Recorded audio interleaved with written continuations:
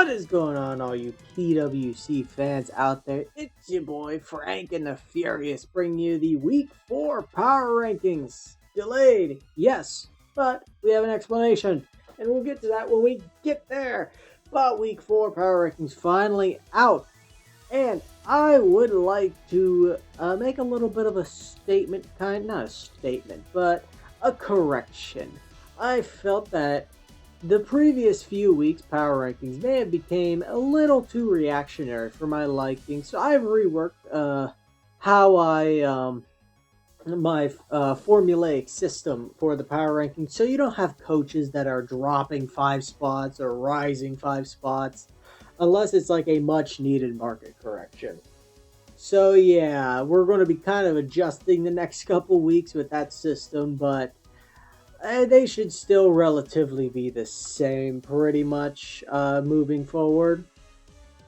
But yeah, moving on into the power rankings. Number 14, yep, still here. That is DTN in the Judging Obstagoons. Kind of playing for next season at this point. 0-4 is going to be tough to bounce back out of. This week he ended up playing up against another winless team and was not the victor between the two. DTN this week brought Lycanroc Dusk, Rillaboom, Hawlucha, Alomomola, Flygon, and Rotom Heat. So, this match was just something. It was the greatest match I've ever seen.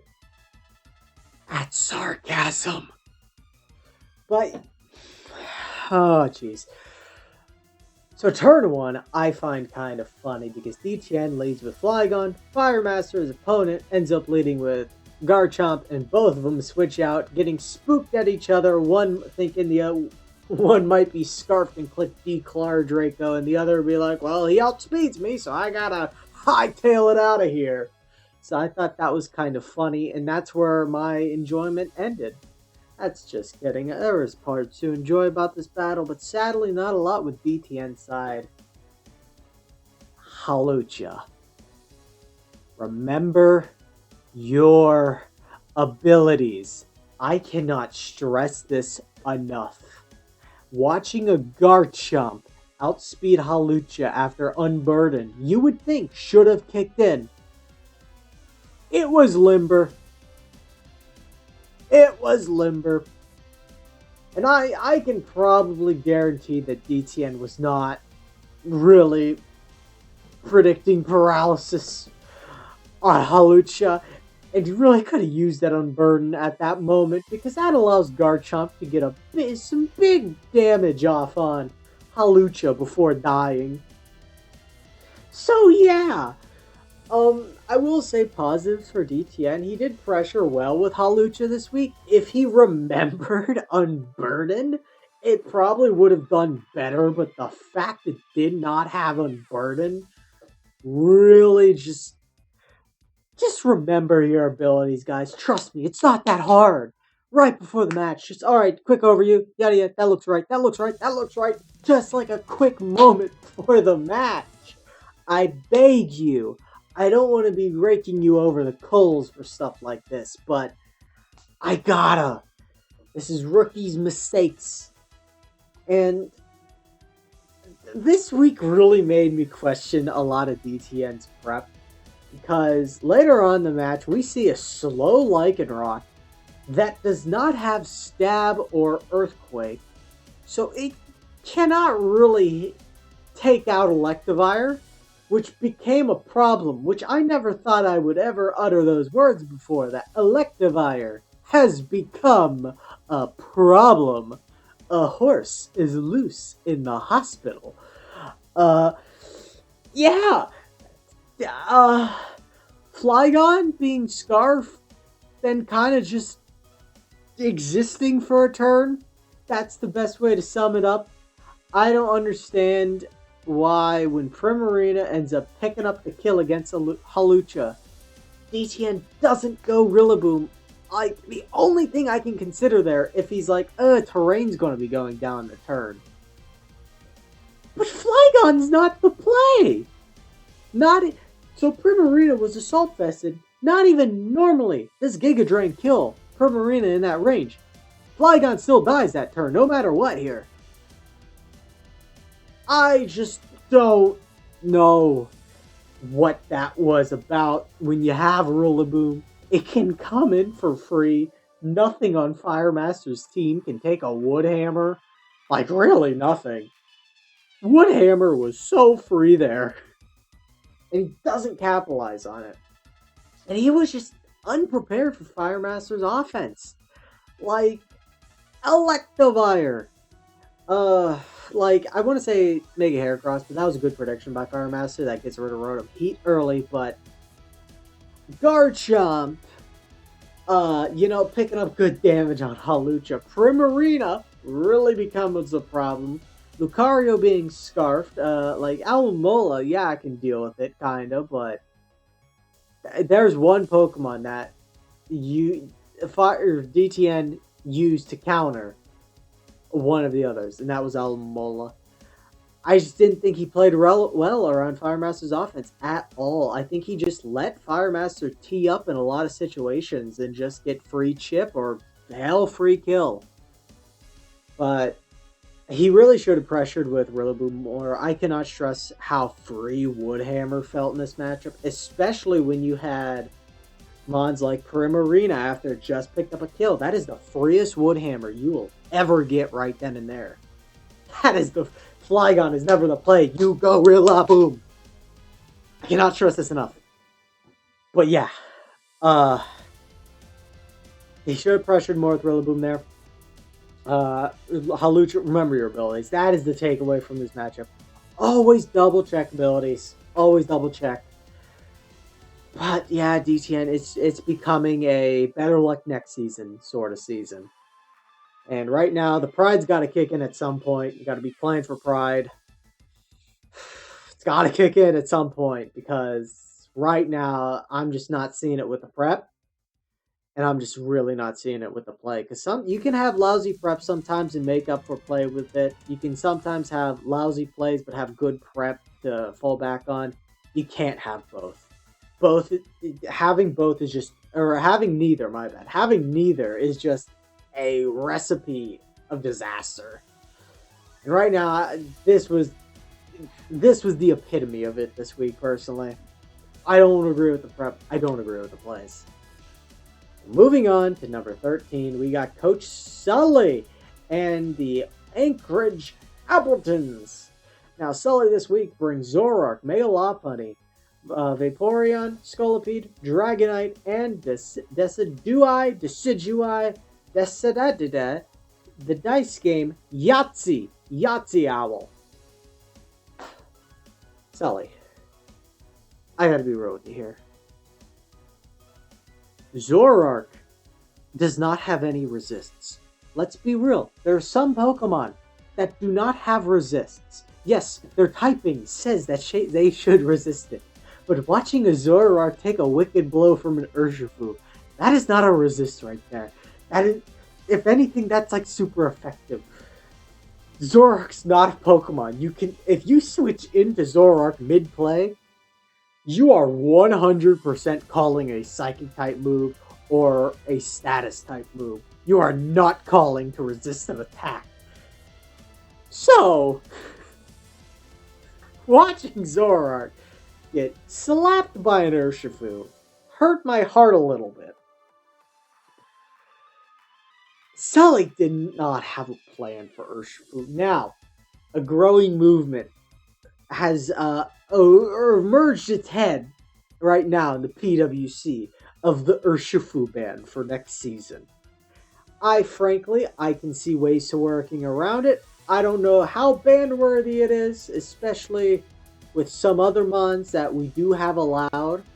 I don't see how Urshifu could justify being banned over those mons, but I can see some points. But here, I feel like there was ample opportunity for Sully to really capitalize, and did not. The Zoroark sacking, that is one way how you could have pressured Urshifu. Like, if you got Urshifu, I'm not staying in and risking a focus blast, especially when that's going to be my major form of offense. Now, KW also had other forms of offense with Aegislash coming this week, but Nidoqueen. But still, you still don't want to take in and potentially have to face a focus blast. That's unless you know, like, okay, it doesn't got focus blast, then you're staying in. But you're gonna be a little wary. That's a bold play to make. But I just don't know what Sully's doing out there, like, because Slowking gets a lot of T-Waves off this match, and they were big. Dragonite, Sully tries to salvage what the match with Dragonite, but just spamming DD, but, like, his opponent has a Scarf, has a Scarf Noivern specifically for a Scolipede after +1. So Dragonite that's paralyzed is probably not outspeeding Noivern unless it's at like +6. A Scarf Noivern. So, and I'm not saying he should have to predict that, obviously, but like, if you're trying, you're going to get one kill with Dragonite, but it's short-term games versus long-term profitability. How I see it. We're sitting there letting D-Knight get T-Wave by Slowking. You know, a lot of this match honestly hinges on the Zoroark sack. That's what I'm going to call it, because he should have gone Dragonite there. I don't mind Dragonite this matchup, but Zoroark looks much better, especially when Slowking and Aegislash are there. Yet Nidoqueen can probably take a hit. It can't recover by itself without like leftovers or rest, but probably not rest.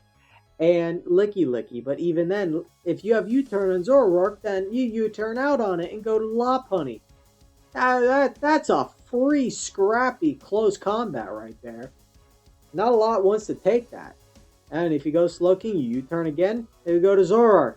Do you think he's going to click that Psychic type move? Or, if, I don't know, you go to Vaporeon if you think he's going to click a status move. But Sully with a hyper offense team is not playing a style that really benefits hyper offense. Statuses are really breaking down his team easily. Because, I mean, Lop ends up getting T-Wave. Dragonite gets T-Wave. You would think that Scolipede got T-Waved, but no, Scolipede just died to Scarf Draco from a Noivern.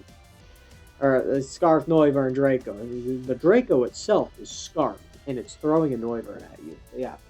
But I don't have a lot of notes on Sully here because it's a lot of the same thing for this match, that it just felt like the same mistake recurring over and over again. At some point, you're like, all right, something's got to break, and it never broke. Nothing ever gave, sadly. Another coach like DTN, looking forward towards next season. The pride's got to kick in at some point. Pick up a couple wins, try to avoid relegation, but tough scene. Right now, tough scene with these bottom two coaches, because another winless coach end up picking a win this season. But we'll get to him later, because he moved up. He is out of the basement. And who is now in the basement? It is, sadly, Reckless and the Awesome Ducks at number 12. Oh. A coach that just, like... This is a coach that I don't... You know what? Reckless has not faced an easy schedule so far. Week 1, really tough. This week, also really tough. You know, Reckless is kind of he's getting early season skid, but he can bounce back from it. Reckless's team this week: Alolan Marowak, Rotom Wash, Tornadus T, Blastoise, Mega Altaria, and Mew. And Reckless, as I can see with this prep, he has a plan. I want to have Reckless higher up on the power rankings because I see his prep and I see some of the plays he makes and I understand why he makes them. However, they're biting him in the ass more often than not. For example, turn 1, Altaria versus Coco. I know what Reckless was doing there. Reckless was saying, alright, you're Volt switching or U-turning because I got Alolan Marowak. You wouldn't click Dazzling Gleam. Even though I agree with the play for Caracasa to click Dazzling Gleam there. I understand why he made that play. But I don't think that was the play to make.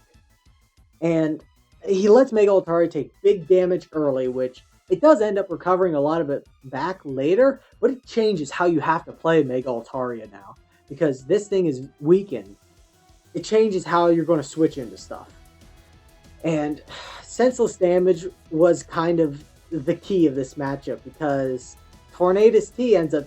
It's strange. Tornadus T, a Pokemon, you're like, oh, senseless damage against it. It has Regenerator. Senseless damage against it ends up putting it in range of a Spec Dazzling Gleam from Coco, and that ends up winning Caracasa the match. Blastoise is trying to 1v1 a Haze Toxic Politoed with Shell Smash, which is always a losing battle, which Reckless keeps trying back and forth of beating it, and he does unfortunately miss a Focus Blast, which does bring Politoed down to around like 25% the turn it clicks Haze and gets rid of your boosts, but still, you can't just sit in there and let Blastoise basically die. You gotta change the strategy right then and there. And Banded Sneasel really was an issue for him. After Rotom takes the explosion damage from Landorus, which I can promise you I was not expecting either, but after it takes that damage, it puts it in range of a Banded knockoff, and Sneasel just, you know what? It didn't do too much this match, but anytime it came in, it's like, alright, give me a kill. Free kill. And that's not what you want to see for a team that's trying to win. You don't want to be the team that's up against a Pokemon that comes in and gets a free kill. You don't want to see that. And this is more of a minor pick, but why no Grass Knot on Tornadus T? I felt like Grass Knot should have been a play on it this week, especially when you're looking at Politoed, you're looking at Mega Swampert. You probably take an Ice Punch from Mega Swampert and you kill it back with Grassy Knot if it's under rain. And Politoed, it just gives you another way to give big damage that isn't Hurricane. You don't have to rely on a 70% accurate move. And a massive miss. You know, I'll get into a positive. Willow Marowak was a good play. He ends up getting a Will-O-Wisp on Landorus, burning it and basically taking it out of the game, kinda.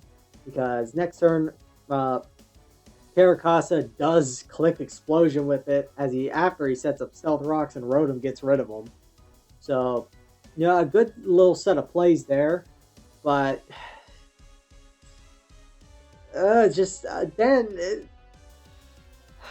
so he had a Mew set, which I really liked. I really like this Mew, except for the one fact, I don't think this was the week to bring this Mew. He ends up bringing a Cosmic Power Mew with Rest, basically ensuring if he gets up a couple Cosmic Powers, he can win.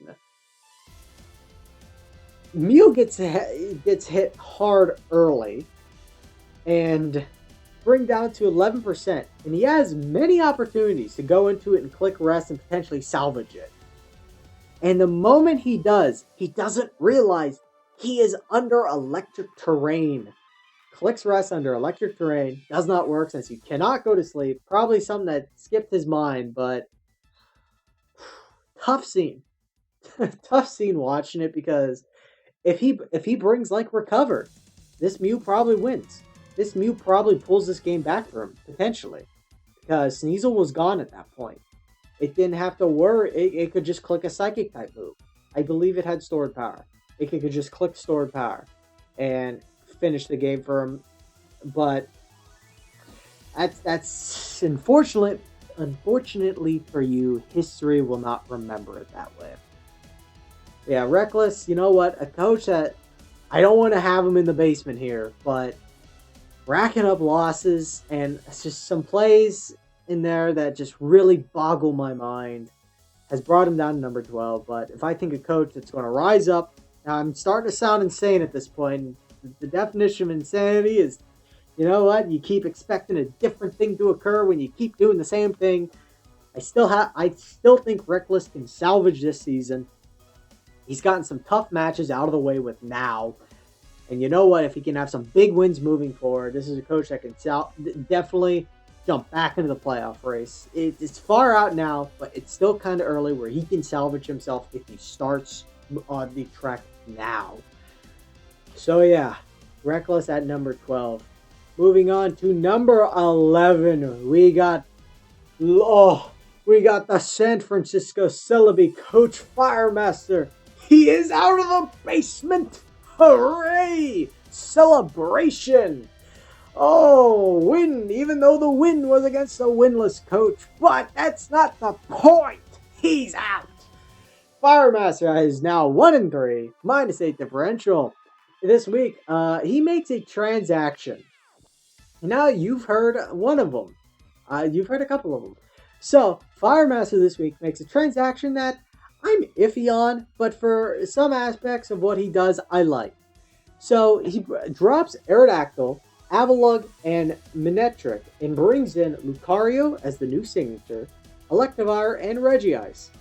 Now, Electivire, we'll also get into Electivire because you're probably saying, oh, Frank, he can't pick up Electivire. It's on someone else's team. Well, I'm going to get spicy with you. It wasn't on that team for long. It's on a new team. Electivire, the journeyman this season so far. So, Electivire is that Pokemon where I'm just like, I think everyone has had their moments with Electivire where it's like, wow, this thing looks pretty good. Why don't people pick it? I'm going to snatch it up. And then realize why it's not pretty good. However, this week I will commemorate Firemaster for, you know what? Electivire put in solid work. Was it because maybe his opponent had very strange decision making that allowed it to put in work? Maybe.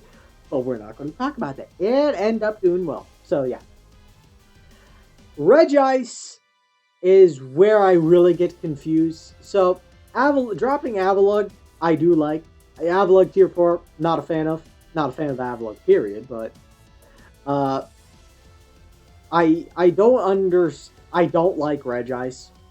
I think there's many different transactions you could have made. That, like, I understand why he makes that. He wants the Ice type. The Ice type is only... I'm going to be real with everyone. Ice type is only really good as coverage. Not a lot of Ice Pokemon are great Pokemon, with the exception of Mamoswine and Lord and Savior Piloswine. Young Swine, take us to victory. I love Piloswine. Elite Mon. Someone pick it up. Seriously, the fact that it's a free agent is absurd with some Pokemon that got drafted. But the Regice pickup, not a fan of. But Lucario over Aerodactyl, I really like. You know what? Lucario, the jury's cut out of whether it's going to be a signature-worthy Pokemon, but I think it's a lot better than Aerodactyl as a signature, so I cannot wait to see it. And this week, Firemaster ends up bringing said Lucario with Garchomp, Primarina, Alolan Persian, Electivire, and Mega Heracross. And to start off, I would like to commemorate, once again, his Mega Heracross play. He's making good predictions with it. He's definitely playing around at slow speed, and you know what? He's saying, I'm going to make this call right then here, and he gets that call. Clicking Rock Blast on the incoming Rotom Heat. I like that play there. Ends up picking up that kill. I will say, I was confused why Ferrothorn didn't come this week, because Ferrothorn, I think, should have been a shoo-in. Especially like a Chople Ferrothorn, because in that way, it's going to help deal with Rillaboom and any fighting type move it wants to click, or even if you're bold enough, if Hawlucha tries to set up on you, you can smack that thing with a Gyro Ball, because you know you can take a one close combat because you got that Chople. But that was just a pick of mine. I think Pharaoh should have come, but Firemaster does pick up the win here, so I can't really criticize him too much. I mean, good Electivire Flamethrower prediction to take out Rillaboom, because if DTN gets off that wish, it could spell a little bit of disaster for Firemaster at that point. He knew that I can't let Rillaboom get the full health. If he goes into Lycanroc, so be it. But Rillaboom is the major threat right now. Gets that prediction. Big late game prediction. I wasn't a fan of the Chomp matchup. I don't think Chomp was the play here. This is where I would have switched out Rillaboom for Chomp, but I'm a more balanced coach. I like playing with balanced teams, so Firemaster seems to prefer more of a hyper offense, so that's just a different strategy matchup there. And you know what? Scarf Lucario had good pressure here. It allowed stuff like Hawlucha without Unburden. God. Hawlucha, Flygon, anything that was faster than normal Lucario, it had to kind of tread on. Originally, when I watched the battle and I saw DTN switch out with Hawlucha on Lucario, I'm like, what is he doing here? That's a free close combat, not even considering Scarf. So I, little that flew past by my head. So, but I did like the Scarf Lucario here. You know, Fire Master got to win here. If he can use this, raise confidence, start putting some wins together, he can jump back in the playoff race as well. It's a little difficult with the road ahead of him, but right now he's got to start stringing wins if he wants to salvage his season. It may sound early to say that, but when you think of how many coaches you have to jump who are also going to be playing each other, because someone's got to win there, you got to try to jump a lot of these guys. It's going to get tough. So getting those wins now is going to be big. Yeah. Moving on to number 10, we got Coach KW Dog and the VA Litwicks. Now, KW does pick up the win this week. However, I didn't move him up because his win was against Sully, and I really couldn't justify moving him up because of it. Because, you know what? I don't think Sully played too great, and I think KW he played fine. So, early on, my biggest worries with KW is when he was allowing Aegislash to take a lot of heavy damage. He was also giving a lot of heavy damage back, especially against like Vaporeon, not allowing it to stay healthy, relying on Wish Protect, and especially when you have a Pokemon that breaks through Protect, that's a pretty good strategy. So the Aegislash doing big damage early on was great, but taking heavy damage is also kind of worrisome for me there, because it could have been lost early if Sully makes the play of just, I'm going to attack what's in front of me. But the Pokemon of this match, Urshifu. So KW brings Nidoqueen, Urshifu, Slowking, Licky, Aegislash, and Noivern, and Urshifu picked up 3 kills this week. Sully didn't have a plan for it, and KW capitalized. It came in, it got 3 kills. It clicked Wicked Blow, it clicked Close Combat, it just got 3 kills. And I would really like to commemorate him for a Scarf Noivern. I think that was very creative, a way to get around Scolipede getting up to +1. Because now Sully has to get that +2, and that's a little harder than you think. Especially when Noivern comes in, and it's still faster than you, and he gets a Click Draco, ends up picking up the kill and working there. And it was also a good way to counteract Dragon Dance Dragonite. So, you know what? Scarf Noivern there, I really like that play. And T-Wave was a big bring for him. T-Wave Slowking really just... Sully's team was high-flying, fast offense, and KW with Slowking really just, with T-Wave, grabbed that offense to a halt and slammed it down to the ground in terms of speed, and basically said, I'm not going to let your speed dictate this match. KW with very good speed control this match. I think that was a big component of his victory, is that he allowed himself to not get overwhelmed or get worried about Sully's potential speed options. Good bring by KW here. I don't got too many notes for this match. This match was KW is it wasn't bad. It wasn't a bad match. It was a good victory, but nothing too much to really comment. Just overall, KW he's 2-2 now. He can start putting wins together. He can also jump back into this playoff race. I'm going to be saying that a lot of coaches, but KW up 2-2 after a rough couple weeks. He snaps that losing streak. I know it's only 2 weeks, but a little bit of a streak. Snaps it. So good job on KW. And yeah, moving forward, hopefully he can start rebounding. Moving up to number 9, we got Coach Ghetto of the Empoleon Conquerors. Ghetto. Alright, so before that, Ghetto ends up making transaction. The aforementioned Electivire that was originally a Conqueror, gone. Ends up picking up Bolton. Now you're probably saying, Bolton's on another team. We'll get to that team later. Yeah, we had a lot of musical chairs for some Pokemon transactions this week. No trades, mind you. This was all just through free agency.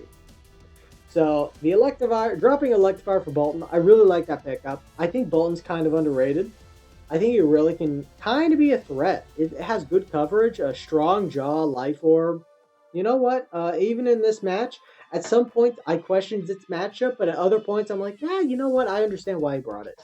So yeah, along with Bolton this week, Keto brought Empoleon, Latias, Mega Absol, Gliscor, and Archeops. Now, Archeops, he ends up leading with, gets big damage on Passimian early. Scarf Archeops versus a Scarf Passimian. So, Gert Bilbo makes a play thinking, oh, okay, I'm Scarf, go get a U-turn off here. No, you got to take a dual wing beat first. Almost takes it out turn 1. That could have been very huge if he does get the kill on it.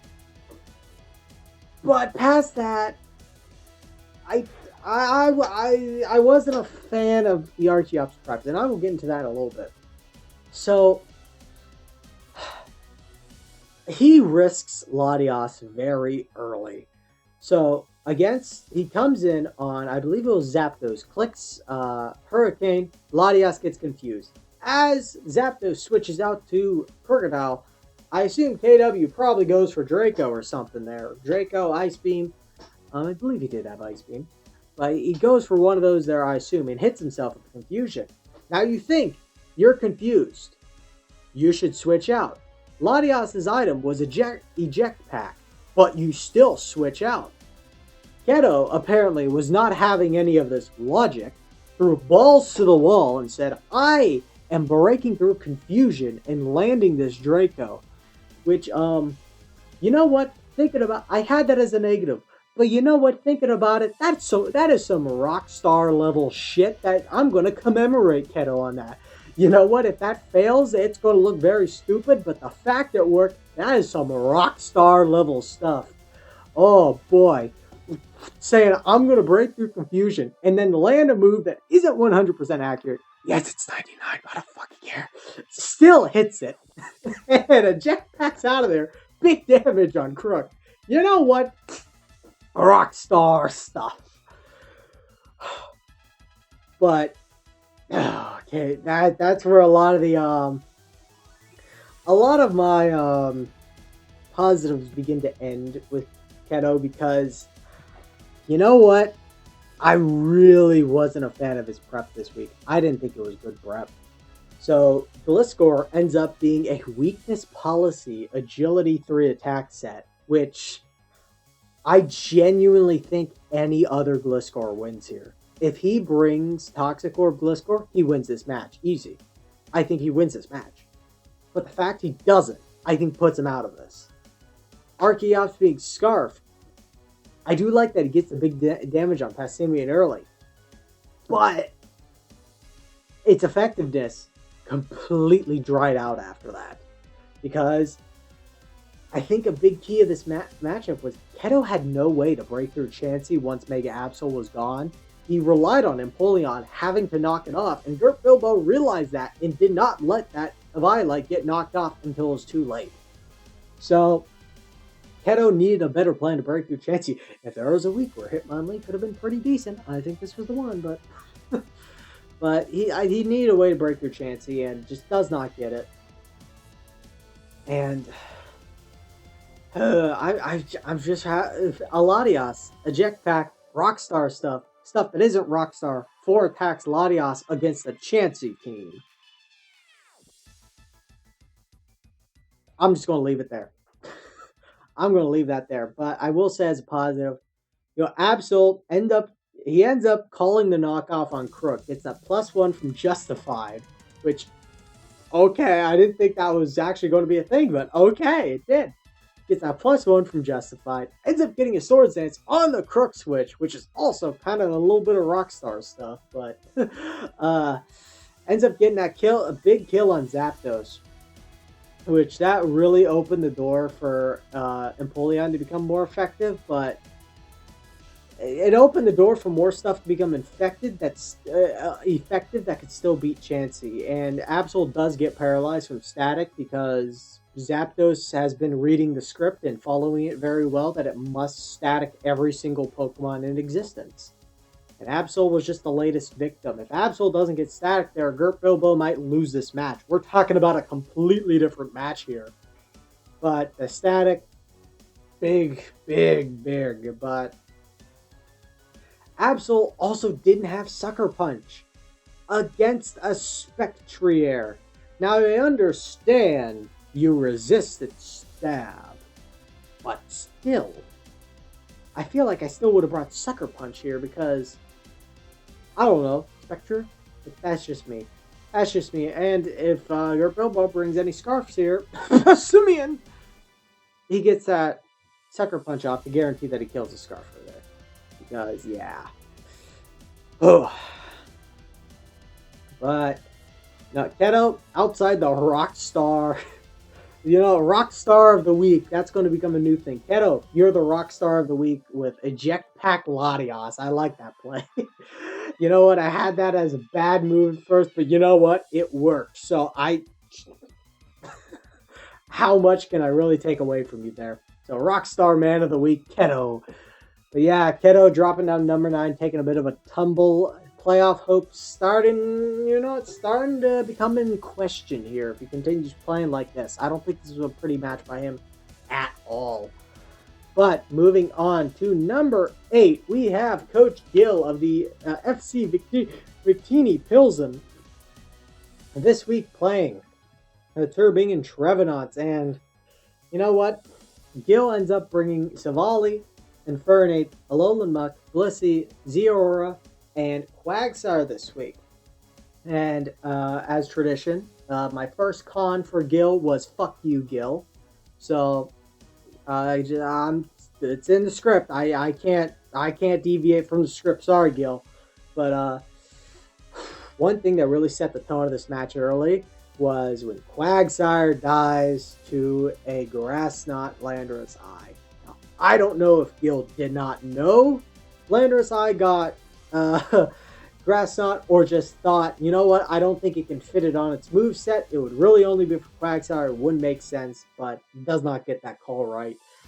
But losing Quagsire early, I think that was big for Trinell. That was big because the loss of Quagsire early now puts a lot of Quagsire's responsibilities onto other Mons like Infernape, who it kind of gets overwhelmed this matchup, in my opinion. But loss of Quag early really put a nail into the coffin in this team. It's not where Gil lost it. I don't think this is where Gil lost it, but it severely hampered his chances.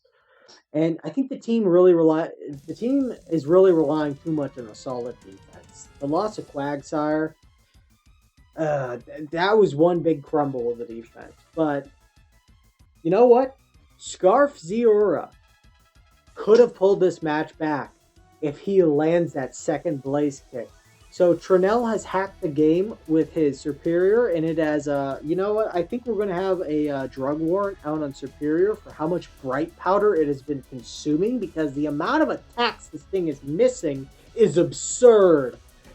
It's missed like 3 Hurricanes so far. It's missed a Blaze Kick now. We are in week 4. Oh my god, I hate this thing. That's a lie, really don't, but I do. Yeah, Scarf Zeora, Flaming Heat. Scarf Zeora for a Dragapult. Oh yeah, that's pretty epic.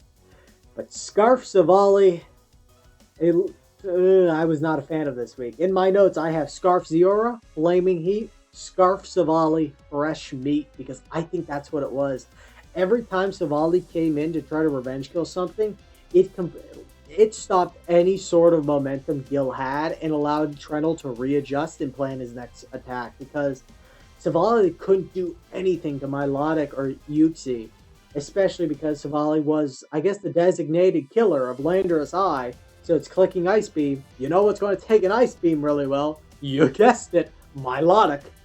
So it just really slowed the pace of the match for Gil so much. Scarf Savali, I just don't like this match. I really did not like this match. I don't know what he brings in place of it, but I didn't think it justified hitting hard enough, and especially when Melodic comes in for free on it. It just doesn't sit with me well. Does not sit with me well. But yeah, back to that. I really think this team is relying too much on a solid defense and every Pokemon playing a role, that when one Pokemon cracks, Gil's team just splits in half. Because losing Quagsire early, like I said, I don't think it's, this is where Gil lost. But I think this is where basically Gil's got to make some good plays to rebound this match. Because while at the end he does miss that Blaze Kick against Superior, I don't know how much he comes back from this match. I don't know if he comes back from it, because there's a lot of what ifs that now come into play. Your opponent has still 4 Pokemon left. You have 3, one of which you need to keep alive, Zeora. and you need to kind of pivot around because it's Scarf, so you're choice into one move now.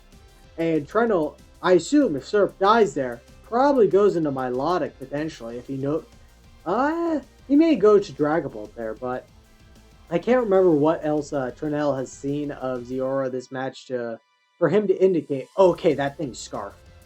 But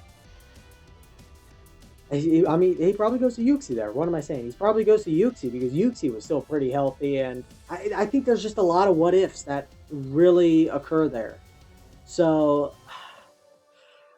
I think Gil really needs to restructure his planning when it comes to his team because every Pokemon playing a defensive, not every Pokemon playing a defensive role, but every Pokemon playing a vital piece in a defense, especially when that's spread out upon 4 or 5 Mons, is really gonna.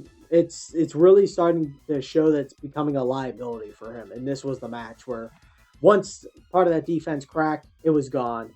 And like I said, with his week 1 and week 2 matches, I think this was the week where, it didn't get trapped, but it proved my point of that Gil's team, once you break one of the defensive Mons, he doesn't have another plan to react to some of the Pokemon that Pokemon was relying on defending. But yeah, Gil at number 8. Moving on to number 7, we got a coach who's been kind of creeping his way up the standings, and I would have him higher if it weren't for who he's kind of been playing, but that would be Coach Caracasa of the Grounding Gibbles, now 3-1 with a +8 differential. If I know it seems kind of weird having a 3-1 team down at number 7, but like I said, I think his quality of opponent hasn't been great. But he's getting the wins, and if he has a big outcome in the next couple weeks, then he will definitely rock it up into top 5 at least. He'll definitely rock it up. So this week he ends up bringing Mienshao, Tapu Koko, Mega Swampert, Politoed, Landorus, and Sneasel. Note number 1, Choice Banded Sneasel smacks. I originally had Choice Banded Sneasel fucks. I should have just left that. That's actually pretty good. Choice Banded Sneasel did fuck this match. Literally came in, got a free kill. I think Sneasel was a big player this week for Caracasa because every time it came in, it could get a free kill. Like, that's plain and simple. And Haze and Toxic Politoed to counteract Shell Smash Blastoise with an excellent play and keeping it at bay and making sure that Reckless couldn't pull this match back. Especially when Reckless keeps going for Shell Smash. Caracasa doesn't get overwhelmed there. He continues to play it accordingly, stick to the plan. And you know what? He played smartly in that situation. But I think this match was a lot closer because Caracasa did not have a lot of bulk on his team, especially when Landorus goes... See, I say Landorus goes down. Landorus exploded. Which is a question in and of its own. I don't know why he brought explosion, but... it happened. I think this match was a lot closer than Comfort because of his lack of bulk. And I don't want to say that as much as a negative that drags him down because it's really not. It's more of my judgment because he can still win matches 1-0, 2-0, 3-0. But I think this could cost him, especially with some of the higher tier coaches, where his lack of bulk is really going to start to affect his matches because this reliance could potentially build upon a close matchup due to lack of bulk. But he also kind of risked the match kind of late by losing Politoed because without rain, Mega Swampert becomes kind of a sitting duck, and if Tornadus T has Grass Knot there, and if Reckless plays accordingly, he probably loses this match. So that was a big risk on his part. He should have kept Politoed and kept that rain going at the very least. Maybe just use it as a sack option. But, Politoed was my weekly MVP because keeping Shell Smash Blastoise, and once Politoed was gone, I could completely see a change in momentum going towards Reckless. If he just had one move, this is a different match. And it's a move I think he should have brought. So, you know what? Politoed was a weekly MVP for me.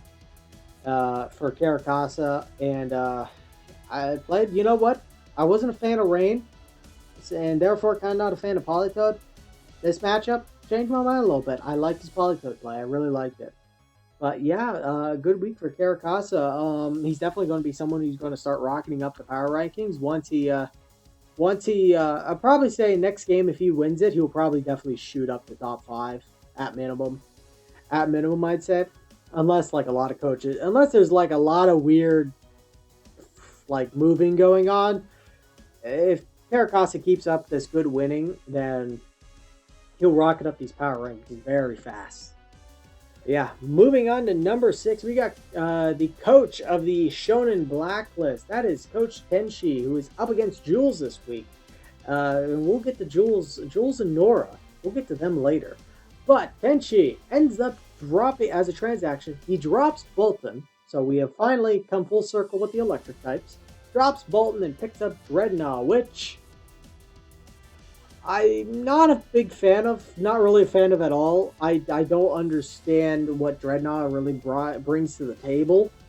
Like, I understand dropping Bolton, you have Magnezone, but I don't understand what you're doing with Dreadnought now, especially you're not a Rain team. It doesn't make sense. Just not a transaction I'm a fan of, but maybe Tenchi will change my mind later in the season.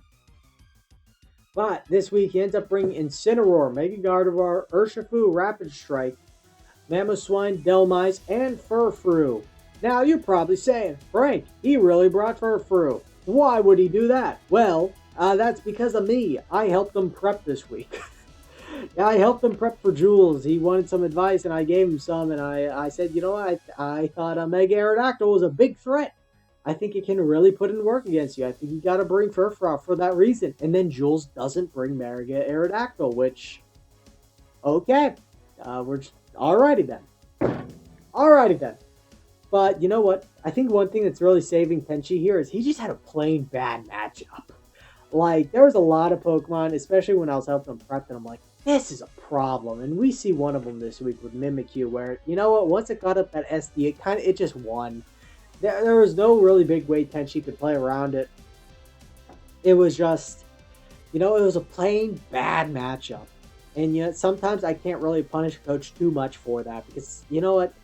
If it's a game where it's like, if I look at both teams and I'm like, wow, this team is like massively superior, and I haven't even seen prep yet, then I don't know how I can punish the coach who lost, who had the bad matchup. It's like, well, you should have did better. It's like, I can't expect him to pull one out of his ass. If he does, I'll give him a lot of credit, but I gotta cut him some slack here.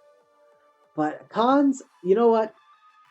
He ends up playing it kind of strangely with, especially like Incineroar and Furfrou, where he kind of lets Incineroar just get weakened, and he stays in on Gligar and Suicune, and Gligar ends up clicking, the Gligar clicks U-turn, but I think that's a very risky play there, because if he clicks Earthquake and just says, okay, yeah, I don't know if Delmise was gone at that point. Well, it was definitely heavily weakened at that point, so Earthquake seemed pretty free for Jules there. If he clicks Earthquake, then that's big damage off on Incineroar. And staying in against Suicune, he ends up having to take a Scald, and you know what, for Incineroar doesn't have any recovery. I think one crack in Tenchi's team that's really shown is that Incineroar is being really heavily relied on as the key piece on defense, and that's not its place on this team. I don't think that should be its place on a winning team, is being the big defender. It should be a good adding piece, a complementary piece, but it shouldn't be your big piece on defense. It shouldn't be the number one piece. But you know what? And like I said, moving back to how I thought he was playing strangely, it wasn't just with the defense. He should have pressured more with Mamoswine and Gardevoir. I don't know why he really never laid on the pressure with them, because they had good offensive matchup against Jules. Jules had to make a call versus Mamoswine on whether it's going to click Earthquake or Ice Cold Crash between Gligar and Suicune, or Rotomo. And I knew it had Iron Head to 2-hit KO Clefable, and it was paralyzed at that point. So I think Tenchi should have went into Mamoswine multiple places where he didn't. But I think he should have pressured more with them. And Urshifu, you know what, he just kind of gets out predicted in some aspects with Urshifu. So I can't. He tried to pressure with it, but I think he should have been pressuring a lot more with his other two mods and taking the weight off Urshifu a little bit more. I think that could have really helped him in this matchup. Like, I understand not with Mega Gardevoir since Mimikyu is a problem, but Mamoswine I think should have came in a couple times on Clefable and get off big Icicle Crashes or Iron Heads or something like that. So yeah, you know what? One thing saving Tenchi, bad matchup, but I don't think he played well this week. You know, I will say, prep was it was tough to prep. I will say it was a tough prep. Like I said, it was a bad matchup, but you got to make the plays around it if you know you have if it's going to be an uphill battle. And I don't think Tenchi really made those plays. I think he played a little too safe and didn't really capitalize on some offensive momentum he could have had. I think there was lost opportunities. But yeah, that is Tenchi at number 6. Moving on to number 5, we got Coach Prof of the Beyond Thought Cricketot. And moving back to when I said, oh yeah, with the formula, I got to change it. I think this was the one major coach I was thinking of because I think the power rankings so far have done Prof a little dirty, and I'm making a market correction this week for that. Prof played amazing. Now, Prof is probably going to look at this battle and look at who he's under and probably lose his goddamn marbles. So you could say that. But Prof ends up playing the New York Metas this week. Coach Capitol ends up bringing Arcanine, Mega Medicham, Fortress, Jellicent, Raikou, and Florges. And let me just say, Prof played amazing. I think this was his best played game this season by far. He definitely grabbed Cap by the horns and shook him around and played with him for a lot of this matchup. And I would also really like to say, I think his Raikou play has been spectacular. If there's a Pokemon we have not been talking about, it has been Raikou. Like, if Prop ends up going on a run and ends up beating Trinell or ends up taking that first seed in the playoffs, I think we're talking about Raikou potentially being the team MVP. We're not talking about Medicham. We're not talking about other mons. We are talking about Raikou. He's been playing excellent with this thing, and this week also go to show. And early, Prof ends up seeing a Finny scare as it gets up a couple calm mines and looks threatening, and he ends up containing it, thankfully, with a Thunder Punch from Mega Medicham, which, funny enough, if he brings Poison Jab over Thunder Munch under Thunder Punch against Tapu Fini, we're talking about a different game because that was a Kibia Berry Fini. So you know what, Prof, little bit of luck, but you know what, it was probably better for him to bring a T-Punch there. So you know what, good play. And I would also really like to compliment his use of rocks and Toxic. He really wear down Cap with that and allowed Cap to really take a lot of chip damage, especially on Meloetta, which was kind of threatening against Prof's team. Like, you wouldn't think looking at Prof's team, but it was actually kind of a threat. And the use of Toxic and of repeated rock entries really begins to wear it down. And especially his late game play, or not his late game play, his late... a lot of his good aspects this week, I think, really showed in the late game because he ends up being a Strength Sap Jellicent, which prevents Mega Gallade from just spamming SD and pulling this match back. And he ends up clicking Scald on it. I don't think he got the burn, but with Strength Sap there, he makes Cap's pullback of this match a little bit tougher. And he ends up being a Kibia Berry Florges to also make sure Mega Gallade cannot kill me. What? Yeah. Why am I saying me like I'm the Florges? Mega Gallade cannot kill me, the Florges, yes.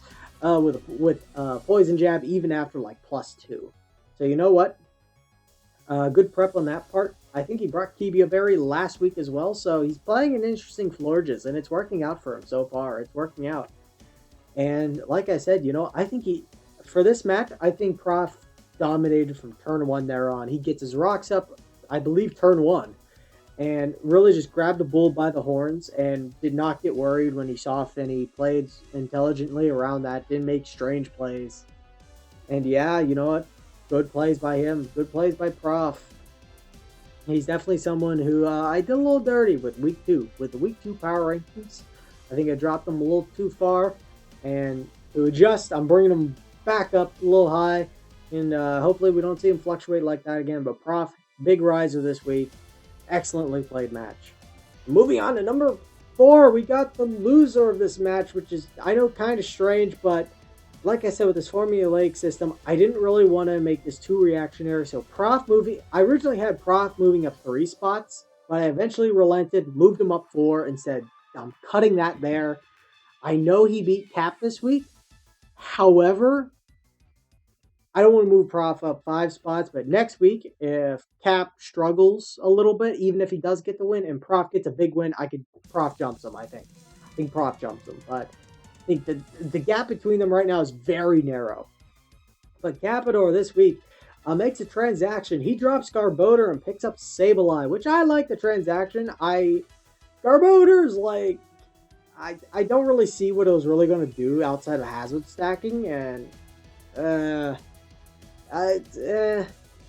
Sableye being tier 5, I think it's good value. Cap doesn't have a dark type, and he doesn't have a ghost type, so he adds that here. It's Prankstermon. I do like my Prankstermons. I really do like Prankstermon, so of course I like this transaction. But yeah, so he ends up bringing Meloetta, Mega Gallade, Tapu Fini, Donphan, Miltank, and the aforementioned Sableye, which I love its nickname. Good old Elton John. I like that nickname. I like that one. But Cap this week, Cap struggled. I think Cap struggled. For a team that's really built itself to be threatening offensively, I don't think Cap had that this week. And with Tapu Fini, he played well with it, but I think he jumped the gun a little. He definitely jumped the gun a little too early. And if he saves Tapu Fini, gets chip on Mega Medicham, or even taking it out, he wins that match. So he got greedy there. He should have just switched to Sableye. He kind of risked a 50-50 of Poison Jab versus T-Punch, and he lost it right then and there, but he should have scouted for longer. That kind of bit him in the ass here. Letting Donphan end up getting burnt from Will-O-Wisp Arcanine really hurt him, especially when you have Jellicent there, which is like the default switch in to Donphan. So I wasn't a fan of that play. I was not a fan of it. A lot of this stems from losing Tapu Fini early. I don't know what he was thinking there, but I don't agree with that decision making. He hits 2 crits early. I would like to say with Scarf Meloetta, just clicking stuff like Shadow Ball, get some crits, special defense lowers. All right, Cap, save some of your luck for the rest of us. Okay, this is just getting mean at this point. Come on, man. But Scarf Meloetta really packed a punch this week, and I think Cap kind of knew that and relied a little bit too much on it because Meloetta gets very weakened and he's kind of just sitting in and clicking the same move as a Scarf over and over again, and it's kind of working, but he's also taking that toxic chip, and it's just it was becoming more of a liability the longer he let Meloetta just kind of stay in. And it's another week where he just kind of sacks Miltank. As Pokemon I love Miltank. I'm not a fan of this disrespect that's getting by Cap right now. I don't think this is cool. No. I haven't been a fan of his Miltank play, but you know what? I wanted to drop Cap more, but then I have Prof moving up 5 spots, and you know what? A clash of the formula systems here, but if Cap struggles, even if he picks up the win next week and Prof has a big win, then I think Cap will still drop then. Unless a lot of coaches ahead of him really just tumble down the staircase. But yeah, not a pretty week by Cap. Not a pretty week at all. But so far, got to brush off losses. I mean, I can say that for a lot of coaches, you got to brush off some tough losses. And you know what? I did think Prof dominated a lot of this match, but I will also say I wasn't completely solidified during the match that Prof was going to win at really kind of any point until Mega Gallade it dies. That was the point where I'm like, all right, this match is done. But it was close, but Cap never really had the momentum in his favor. But yes, moving on to number 3, we got an explanation. So the Umbreon Calcio, so We wanted, so due to the big Rona, we need to get tax breaks in order to pay some Pokemon this, pay their salaries this season. So, under EU jurisdiction, we need a female coach to get some more diversity and all that bull crap. And now we're going into a scandal that she slept with apparently Coach Jules, but now the Umbreon Culture has folded and they have moved to the Midnight. They become the Midnight at Mimikyu's, and Jules will now be the co-owner, coach with Nora. So don't ask me about any scandals there, but I think Jules is also a little afraid to take on Tenchi and by himself. It's like in the anime where it's like, we're going to defeat the villain through the power of friendship, and that's what Jules and Nora did this week. They defeated Tenchi through the power of anime friendship. So Jules and Nora, this week they bring Gligar, Suicune, Rotom-Mow, Mimikyu, Latios, and Clefable, which I can only assume that Latios and Mimikyu, the logos because of them, and I can only assume that Jules is the Mimikyu, the small one, hugging his big girlfriend Nora, who's gonna fucking smack this league. So yeah, that's what I can picture out of this, is that Jules is the little Mimikyu hanging on for dear life after getting throttled by Cap. He has been shell-shocked to where, you know what, he needs some help. Alright, I'll stop now. Moving on to the match.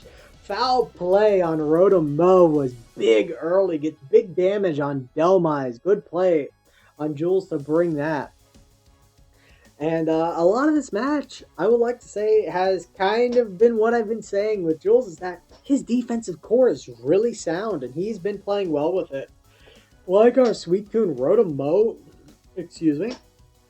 and Clefable have been really good this week, really good this season, and he's been keeping his core healthy and allowing his D core to really wreak havoc. Like, not even wreak havoc, I would say, but really keep a lot of Pokemon at bay and just get that slow residual chip and set up moments for your bigger mons to come in later, like he does with Mimikyu. Excellent cleanup in the end game. Getting off that SD, forcing Meg Gardevoir to switch, I believe he got the SD on. But yeah, you know what? That D-core is really becoming threatening, and you know what?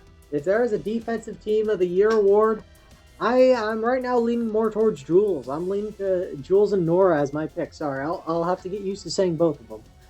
But Jules and Nora, I'm leaning towards their team, the Midnight and Mimikyus. I think they're playing very well defensively.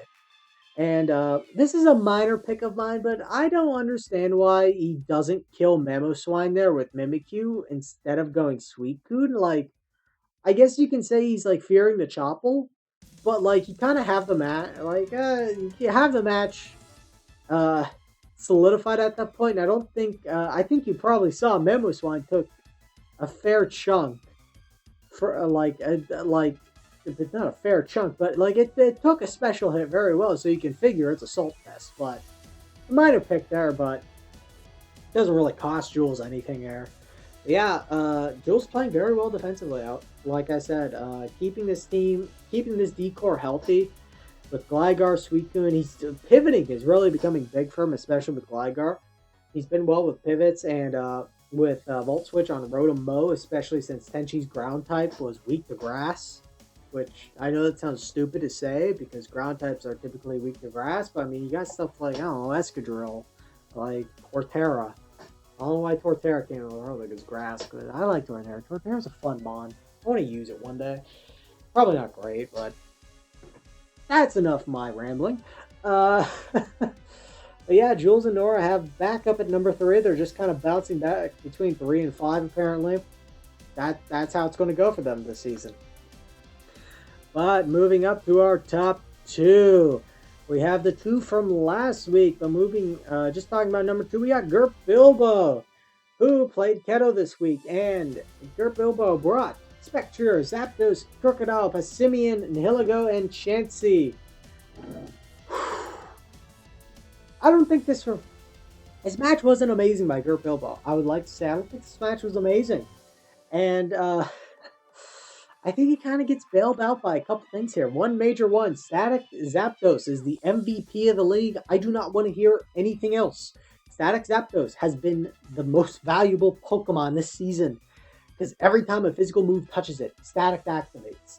And we see as it here, it activates against Mega Absol. And that could have spelled disaster for Gert Bilbo if he, like, kind of gets a little panicky thinking it has Sucker Punch, doesn't go Passimian, starts sacking stuff. Well, he probably goes Passimian, but Static Zapdos MVP. And I would like to say, I just have in my notes here is Big Crook, because Crocodile played really well this match, I would like to say. Scale Shot Crook to knock out Latias. Just getting general knockoffs on things. And I know the Absol scare, but like, what other move do you click Scale Shot there? Like, I guess you could kind of, but yeah, maybe Scale Shot was the play there. But yeah, Big Crook. I think he played very well with Crocodile this week. And you know what? One note I had here, I think he assessed his opponent very well by just clicking what's in front of him. Gert Bilbo, I don't think any moment trying to make any fancy predictions. And he kind of let Keto out-predict himself by random switches, like Latias just getting randomly sacked against like a Crocodile. And just kind of focusing on what's in front of him. And you know what? That worked out this match. And I say that as a compliment because I don't think Gert Bilbo has been playing as a coach that just plays what's in front of him. He assessed his opponent well here, which I think is a good sign of a good coach. That, you know, he's like, all right, my opponent's kind of getting a little finicky here, so I'm just going to let him be finicky and just proceed to win. And you know what? He really set up a game where he allowed himself to rely on Chansey once the major threats were gone. Because Chansey, it's one of those Pokemon where I don't like it because it can become kind of setup fodder. Like, I know it's got teleport now, so that really changes how you set up on it, kind of, because you can just teleport out of there, then it's not too setup fodder. But he ends up getting rid of Mega Absol. He assesses Gliscor to where it's not SD set, and he just allows himself to rely on Chansey's bulk to clean up the match. But the one thing we're going to remember about this game is the crit power gem on good old Nihilego versus Gliscor. And I'm going to say something controversial here that I don't think Keto's going to agree with. That crit didn't matter to me. I think it only mattered in differential. Gert Bilbo, I think, had that game at that point. As long as he just plays intelligently, if he just plays normally, as long as he doesn't make any major brain farts and misplays. But he takes Gliscor down a lot, and Keto's play there is most likely to click Agility and then click Earthquake. But I don't see Gliscor breaking Chansey, so I don't see how I don't see this really mattering, this crit mattering, because Keto couldn't break Gliscor. He couldn't break Chansey because Gliscor didn't have SD. And losing Zapdos early really hurt Gert Bilbo because, like, I knew what he was like. I know you're looking at a +3 Absol, you got to do something. And he took a risk and it paid off. But losing Zapdos, I mean, it really opened the door for a couple Pokemon to kind of become a little bit of an issue. But it's more of a minor pick about losing Zapdos early. But yeah, you know what, Gert Bilbo, I don't think this was the prettiest match, but a W is a W, and bounce back after last week. Good on him. Moving on to number 1, we have the undefeated Turbingen Trevenant's Coach Trenell. This week he brings Milotic, Dragapult, Mega Mawile, Superior, Uxie, and Landorus I. Now, as tradition, as a con for Trenell, fuck your Superior. Sorry, I don't make the rules, that's just how it is. It's in the script, I can't go off it. Just like the fuck you Gil, fuck you Superior. Trenell this week was a psychopath. Now you're probably saying, Frank, why was he a psychopath? Trenell brought Scarf Milotic. That is all, folks. That is all. So, moving past that, you know what? Lander, I wasn't a fan of him picking up Landers in the draft. He played really well with it here. I think Landers had an amazing matchup and he ran with it. The lack of Skarmory there allowed Landers to literally click 3 moves and win. All it needed was Earthquake, Superpower, and Grass Knot to kill everything. Like really. Like Landorus he really capitalized on and put things in range of it and found good opportunities of when to bring it in and really pressured offensively with it very well. Landorus kind has flown under the radar as a major threat on Trinell's team, and I think he punished Gil this week for it if Gil really wasn't considering it. Like he probably did consider it, but not as much as stuff like Dragapult or Mega Mawile. And Mega Mawile this week ends up becoming I think it was a defensive variant set, which actually put in a lot of work. Turnell voiced his concern to me, actually, that he thought losing Mega Mawile to Lola Muck wasn't the play, but I thought that was a good play there because that allows Dragapult now to become a good win condition. That allows Dragon Darts to pick up the KO on it, whereas before it wouldn't have. So sacking Mega Mawile there, I do like. And he had no point to indicate that Ziora was Scarf. So I don't... Foresight, he doesn't sack Mega Mawile, but in the moment, I think Mawile weakening weakening Alolan Muck at the expense of losing Mawile was a good play there. And he put in good work with it. Gets up rocks and really just gets chip on good things. But yeah, moving...